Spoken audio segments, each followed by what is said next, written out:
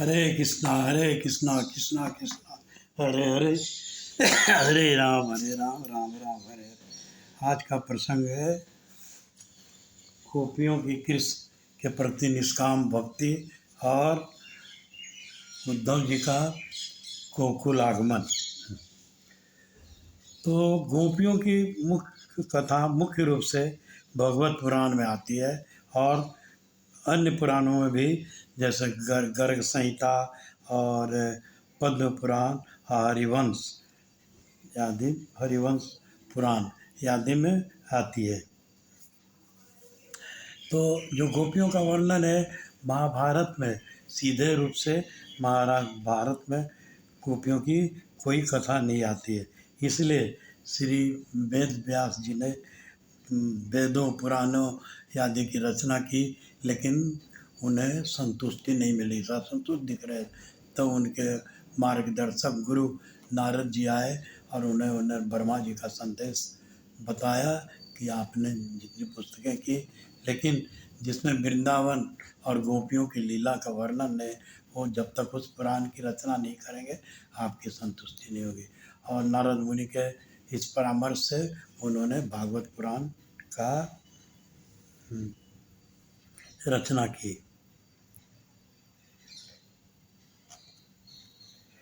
तो क्या है, वृंदावन गोपियों की अगाध प्रेम और भक्ति और प्रेम के लिए जानी जाती है। उनका कृष्ण के प्रति प्रेम अलौकिक और निष्काम था, जिसे उद्धव के ज्ञान से भी श्रेष्ठ बताया गया है। जब कृष्ण रास लीला के बाद अचानक अदृश्य हो जाते हैं तो गोपियाँ बेचैन हो जाती हैं और उनके वियोग में वन वन भटकने लगती है, उन्हें खोजते रहती है। गोपियाँ कृष्ण को अपने हृदय में बसा कर रखी है और उनके प्रेम में लीन रहती है। उनका प्रेम शारीरिक नहीं अपितु शुद्ध आत्मिक और निष्काम था। जब श्री कृष्ण ने गोपियों को अपने योग के संदेश को समझाने के लिए उद्धव को गोकुल भेजा, तो गोपियों ने उद्धव के ज्ञान को वो अपने प्रेम के आगे तुच्छ बताया। उन्होंने उद्धव जी को अपने प्रेम और कृष्ण के प्रति समर्पण का अनुराग कराया, जिससे वे उद्धव जी स्वयं मोहित हो गए। गोपियों का कृष्ण का संबंध भोग वासना से परे माना जाता है और ये प्रेम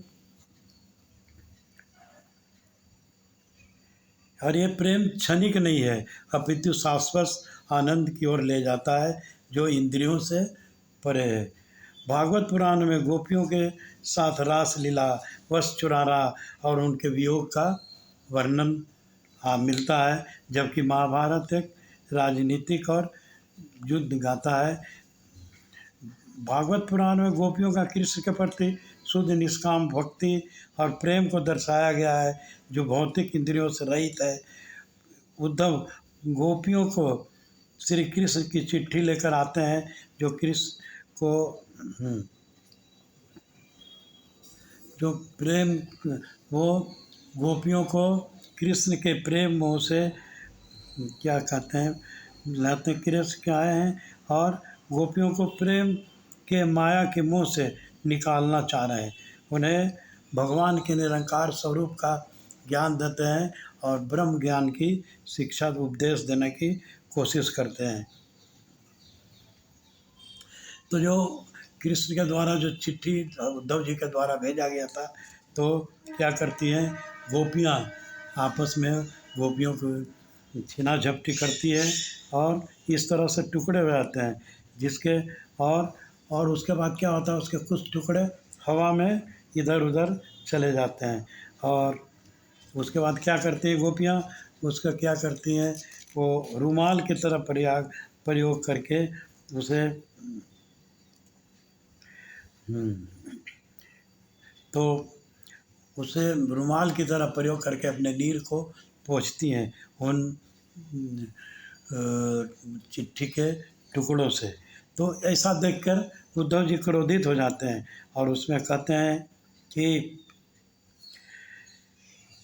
तुमने इस चिट्ठी को टुकड़े टुकड़े करके फेंक दिया।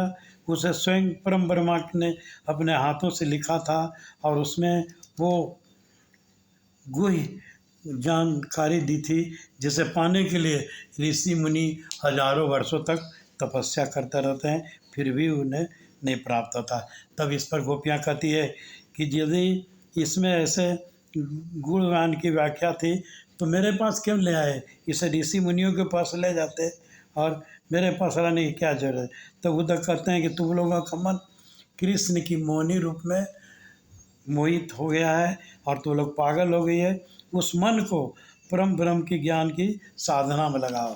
तो गोपियाँ का उत्तर होता है, वो कहते हैं कि कृष्ण का तो एक ही मन था जो हमारे पास था और अभी वो श्याम के साथ मथुरा चला गया है। तो थोड़ी कृष्ण के पास 20 मन है जो कुछ उधर लगा दें कुछ इधर लगा दें, इस तरह से क्या होता है। उनके पास तो एक ही मन था जो श्याम के साथ मथुरा चला गया। एक गोपी कहती हैं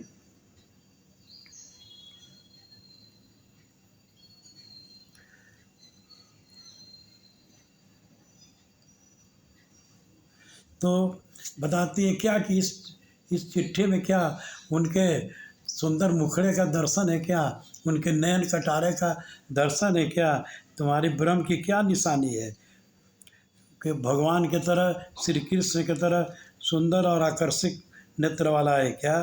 तुम्हारा ज्ञान समुद्र के पानी की जैसा खारा है और हम लोगों का ज्ञान, गोपियाँ कहते हैं कि हमारा ज्ञान यमुना के मीठे पानी जैसा है।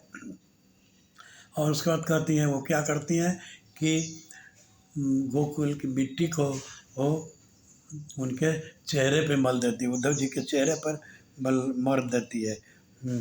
और उसके बाद उन्हें राधा रानी के पास ले जाती है जो यमुना किनारे बैठी। तो राधा रानी उद्धव से कहती हैं हमारा कल्याण ज्ञान और योग से नहीं केवल कृष्ण के संयोग से हो सकता है। और यह संयोग भी ऐसा है कि कृष्ण कभी राधा बन जाते और कभी राधा कृष्ण बन जाती। उद्धव कहते हैं आपके प्रेम में केवल दुख और पीड़ा है, अन्यथा जोगन का ध्येय पीड़ा नहीं आनंद की प्राप्ति का होना चाहिए। तो राधा रानी कहती है हर व्यक्ति के लिए प्रेम की अलग अलग परिभाषा है, जिसे जिसमें आनंद मिलता है उसी में वो डूबता है। हमें पीड़ा में भी आनंद मिलता है क्योंकि यह विरह की पीड़ा है। तो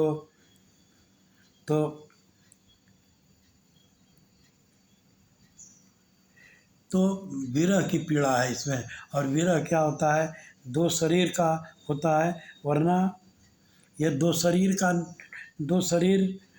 का होता है, वरना दो प्रेमियों की आत्मा को हर क्षण एक साथ रहती है और सबको ऐसा और इस तरह से सबको ऐसा दिखाई पड़ने लगता है कि कृष्ण वहाँ आ गए हैं और राधा के पास बैठ गए, राधा के बगल में बैठ गए। प्रेम की यह शक्ति देखकर उद्धव चकरा जाते हैं और आंखें मलते हुए कृष्ण से पूछते हैं यह आपकी क्या लीला है, आप तो मथुरा में या गोकुल में। तब कृष्ण उद्धव को परम सत्य का ज्ञान देते हैं और कहते हैं कि मैं सर्वदा उस स्थान पर उपस्थित रहता हूँ जहाँ मेरे प्रेमी भक्त उपस्थित है। जिस प्रकार अंधकार में पड़ी वस्तु दीपक के प्रकाश से दृष्टिगोचर हो जाती है, उसी प्रकार दीपक जलते ही मैं दिखने लगता हूँ, प्रेम रूपी दीपक जलते ही मैं दिखने लगता हूँ। इस प्रकार उद्धव को वास्तविक ज्ञान की प्राप्ति होती है और अपने ब्रह्म ज्ञान को भूलकर दो अमर प्रेमियों के सामने नतमस्तक हो जाते हैं। हरे कृष्णा।